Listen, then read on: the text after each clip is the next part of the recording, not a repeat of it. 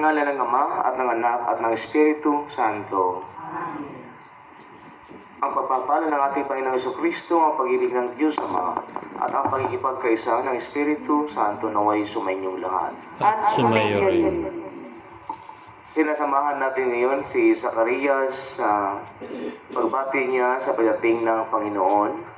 Ang Panginoon ang araw ng tagsibol na maghahatid ng liwanag sa sangkatauhang nasakluban ng kasamaan at kamatayan.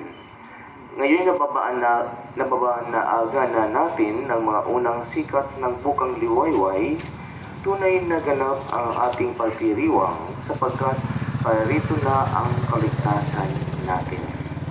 Kaya mga kapatid, aminin natin ang ating mga kasalanan upang tayo'y maging marapat gumanap sa banal na paghahaing nagdudulot ng kapatawaran. Kaya naman, Panginoon, ipakita mo na ang pag-ibig mong wagas.